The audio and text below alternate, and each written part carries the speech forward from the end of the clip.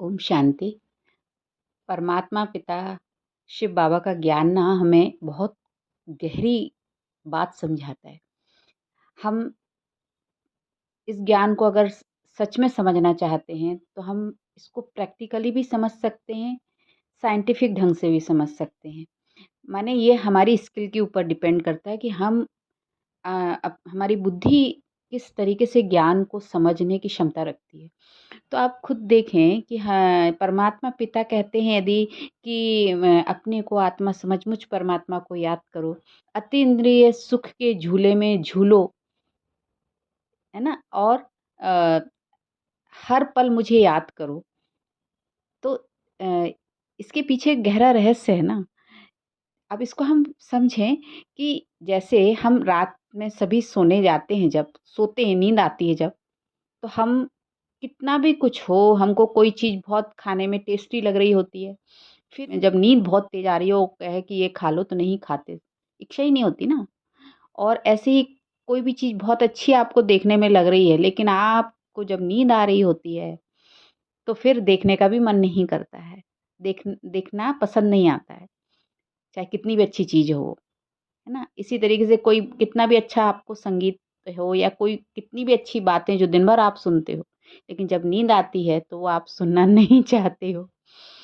कितना ही आप किसी से साथ रहना चाहते हो, लेकिन जब आप नींद में होते हो, तो आप सिर्फ़ अकेले नींद में जाना चाहते हो, गहरी नींद में सोना चाहते हो। कहने का अर्थ यही है कि जो हमारी 5 इंद्रियाँ हैं, वो धीरे-धीरे, धीरे-धीरे डिटैच होने लगती है और इस तरीके से हमारा मन सोने लगता है, क्योंकि मन माने ही ये 5 इंद्रियाँ। इस 5 इंद्रियों के द्वारा ही तो हम इस शरीर से जुड़े होते हैं। य यदि ये 5 इंद्रियाँ ना हो तो हम कैसे शरीर को महसूस करेंगे ना? तो ये 5 इंद्रियों से ही हम शरीर को महसूस करते हैं, अपने शरीर को अनुभव कर पाते हैं, दूसरे को देख पाते हैं, सुन पाते हैं। दूसरे की उपस्थिति हमें इन इंद्रियों के द्वारा ही होती है।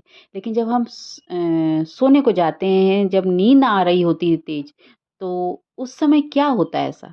कभी ऑब्ज़र्व करें तो देखें, समझ में आएगा कि हम कोई चीज़ कितना भी अच्छा सुन रहे हैं, जो हम दिन भर सुनते हैं, पर जब हमें नींद आ रही होती है तो हमें वो लगता है कि कब ये बंद हो, हमको नींद आ रही है, डिस्टर्ब हो रहा है ना? कोई कितना भी बोल रहा हो, किसी की प्रिय आवाज़ लगती हो, लेकिन जब नींद आ रही है तो वो आवाज़ अच्छी नहीं लगती है। लगता है बस सो जाओ, या सुनाई ही नहीं देगी फिर वो आवाज़ जब नींद आती है तो। चाहे भले आप थोड़ा-थोड़ा जाग भी रहे होंगे ना, तब भी वो आवाज़ आपको सुनाई नहीं देगी कि वो क्या बोल रहे हैं। ऐसे ही आप धीरे-धीरे गहरी नींद में जाना शुरू कर देते हो।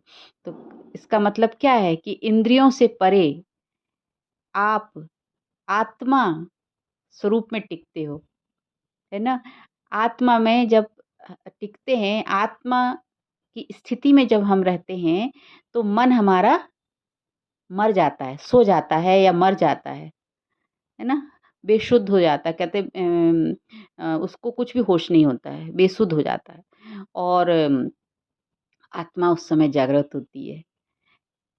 तो अतीन्द्रिय सुख की अनुभूति कर रही होती है, मतलब शांति और सुख, चैन।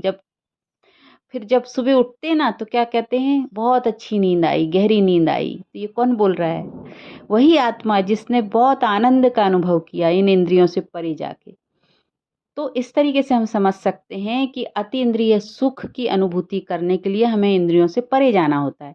तो यही बात परमात्मा कहते हैं कि अपने को आत्मा समझ मुझ परमात्मा को याद करो। माने चलते फिरते नॉलेज के द्वारा ये अनुभव करते रहो, परमात्मा के ज्ञान के द्वारा, कि तुम आत्मा हो। और जब आत्मा समझ के मुझ परमात्मा निराकार को याद करते रहोगे, तो धीरे धीरे इन इंद्रियों से परे होते जाओगे। माने देखते हुए भी वो नहीं देखोगे जो ज़रूरत नहीं है, सुनते हुए भी वो नहीं सुनोगे जिसकी ज़रूरत नहीं है ना? तो इस तरीके से इंद्रियों से आप धीरे-धीरे डिटैच होते जाओगे और फिर अतीन्द्रिय सुख की अनुभूति करोगे। इसीलिए तो कहा है ना कि तुम मेरी शरण में आ जाओ तो मैं सारे दुखों से मुक्त कर दूँगा, माने सुख के झूले में झुलाऊँगा। तो ये समझने की बात है कि हम जो रात्रि में सोने जाते हैं, गहरी नींद आती तो कितना अच्छा लगता है।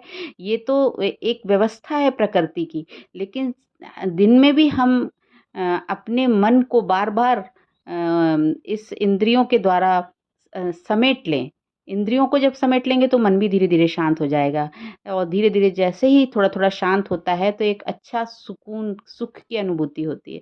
इसीलिए तो मेडिटेशन किया जाता है, बीच-बीच में अपने आप को मेडिटेट करना, माने मन को शांत करने की लिए जो प्रक्रिया होती है उसको अपनाना। उससे हमारा मन और आत्मा में पावर महसूस होने लगती है, आत्मा फुल चार्ज एनर्जेटिक हो जाती है, उमंग उत्साह से भर जाती है। ओम इसीलिए हमने देखा ना कि डॉक्टर भी दवा देते हैं, नींद की दवा जब देते हैं, जब हमको कोई एक्सीडेंट हुआ होता है या कोई चोट लगी होती है, फ़ीवर वग़ैरह होता है, कुछ वायरल होता है, कुछ भी प्रॉब्लम होती है, हेल्थ इश्यू होते हैं, तो उस समय नींद की दवा दी जाती है ना, ताकि हम अच्छे से सोएँ, गहरी नींद में सोएँ। या एंग्ज़ायटी है, डिप्रेशन है, तब भी दी जाती है नींद की दवा। तो वो इसीलिए दी जाती है ना ताकि मन सो जाए, मतलब शांत हो जाए, बिल्कुल सो जाए, साइलेंट हो जाए, है ना?